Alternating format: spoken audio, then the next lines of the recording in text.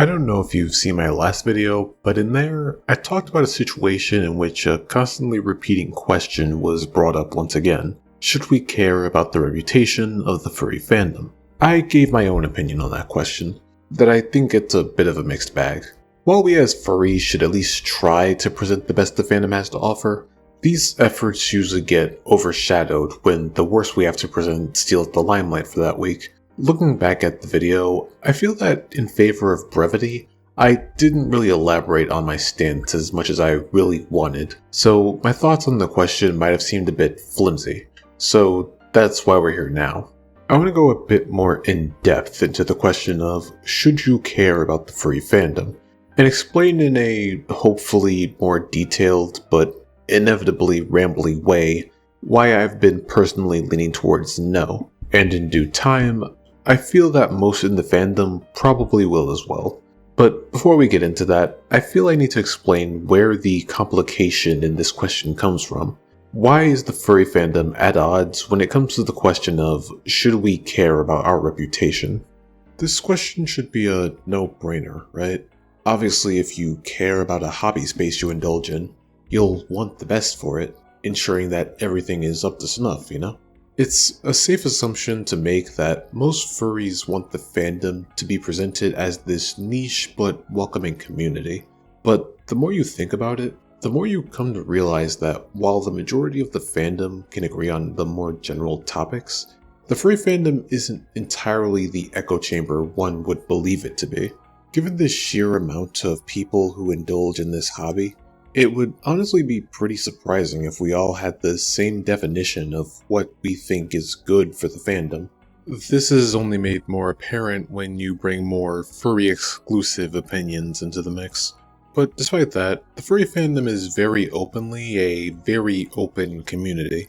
So open in fact that closing it in any form at this point is, for the most part, impossible. Not that this is inherently a bad thing, but it is a lot like leaving the front door to your house open. No matter how many good people pass by, there will probably be a thief who will take full advantage of that open door. But what you're probably thinking is, well, how does a group that doesn't gatekeep their ranks stick together for so long? Well, that's the neat part. It kinda doesn't. By comparison of the furry fandom being that of a house isn't exactly presenting the whole picture. It's more comparable to that of an entire city, more specifically the city from the Project Moon series. I said this before in a past video of mine, but I do believe this is the best way to visualize the furry fandom. Both involve eldritch horror, gore, class conflict. It's pretty much the same thing really. As I said, the fandom in its current state is impossible to gatekeep. So because of that, the only way we're able to enact some form of it in the fandom is through establishing cliques and friend groups.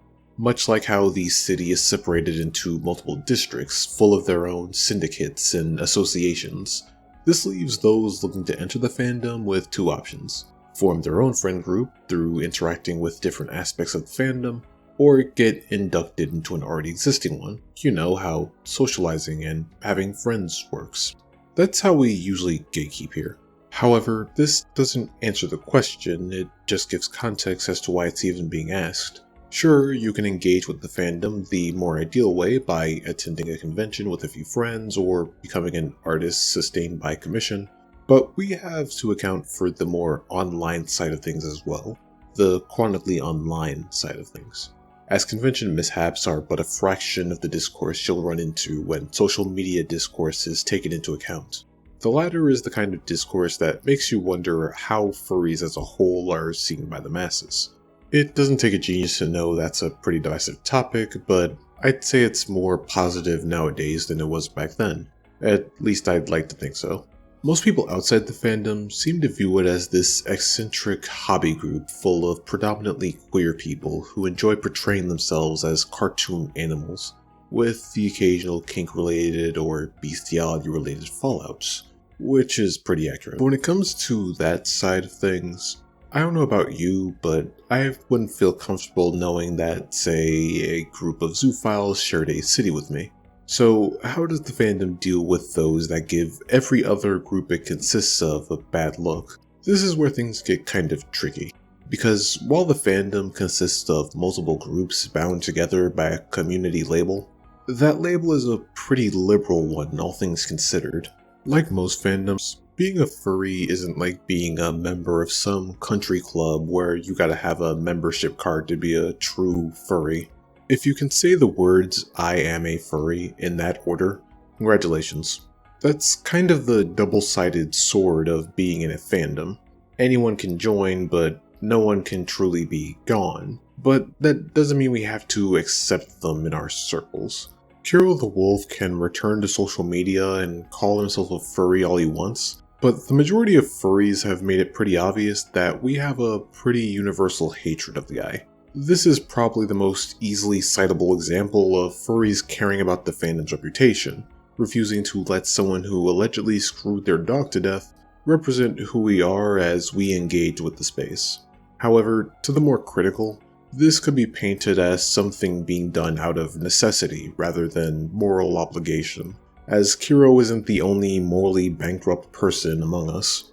There are plenty of usernames you could say aloud that would get a rise out of most furries due to their negative connotation. Cord Kitty, Foxlore Nightfire, Carpet Sample, Brown Nosed Pup. Most furries know some form of horror story associated with those names. However, some of these people will still engage with the fandom. Not the main areas of it, but in their own little pockets here. They're people that the fandom at large doesn't exactly want to associate themselves with, so they make it clear that even though people such as them identify as furries, they don't represent us at all. But even though they don't represent us, we can't exactly kick them out. As I said, the gate here never closes, and since we can't do that, we're kinda stuck with them being attached to us. Pardon the vulgarity, but it's a lot like a cum stain.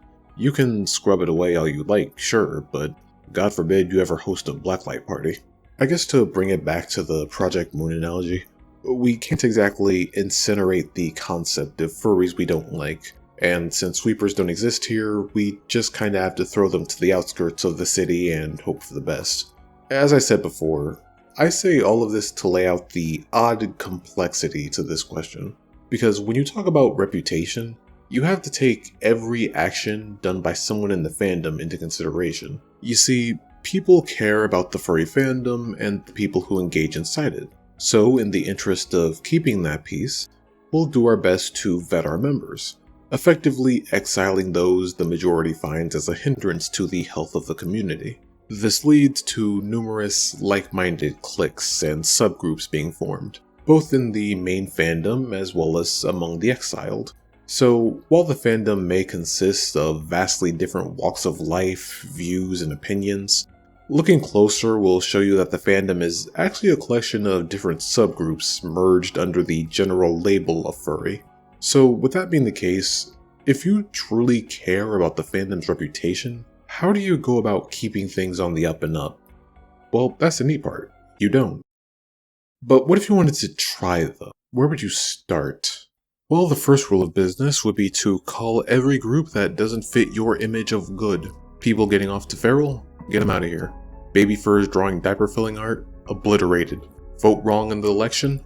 Gone. Start executing anyone who doesn't agree with your idea of what's good for the fandom, and things just might begin to actually improve. Maybe. Now, I'm not a very politically driven person myself, but given the current state of the US right now, it's kind of hard to avoid it when talking about things like reputation and community divide, especially in regards to furries. It's no secret that the furry fandom is predominantly queer and left-leaning, so the majority aren't going to take very kindly to conservative policies. And given that a handful of said policies have specifically added furries in their efforts to nullify all things queer or LGBT related, can you really blame them?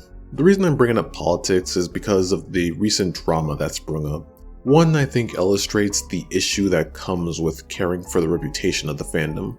As I said, the 2024 election is happening pretty soon after this upload goes up. So, much like in the previous years, you're going to see people on social media endorsing who they believe is the best candidate. This year is no different, as you have furries doing just that on Twitter. for both sides. I think if you watch my content, it's pretty obvious that I lean more towards the left, but frankly, I don't really care if you opt to label yourself as either Democrat or Republican. As long as that person believes in basic human rights, I'm probably not going to have much issue, regardless of the face-eating leopards in the distance. But I bring up this occurrence to paint how the fandom will, at times, teeter between diversity and division. This all points towards what I've been repeating. The fandom, where people dress up to portray themselves as funny cartoon animals, is a cultural melting pot. Every person here has their own upbringing, beliefs, etc. So whenever you pitch your idea as to what the perfect furry fandom would be, you're gonna have those who will disagree, whether due to their beliefs clashing with yours, or they're just one of those contrarians. Either way, you're gonna get some pushback from some group or association in the fandom, telling you that how you see things is wrong or dumb. So it makes sense that the only way you'd be able to properly shape the reputation of the fandom is to polymerize it all, and give everyone a set list of laws to follow. Combine every group in the fandom, and have them operate on the same gospel. Just complete and utter groupthink. Now, I'm sure you can see already where the problem in that restriction is, aside from establishing that being completely impossible. This is the main reason why I believe caring about the reputation of the furry fandom is a waste of time. As nihilistic as it may sound, you're nothing more than a single person. You're you, that's all. And with the estimates of how many furries there are in the world, the thoughts and beliefs of a single person don't have all that much sway in the grand scale of things. It's like that small rant I went on previously. I detest feral porn and have no interest in engaging with anything involving baby fur content, but regardless, no amount of me ranting and raving about my dislike of the content is going to make it go away.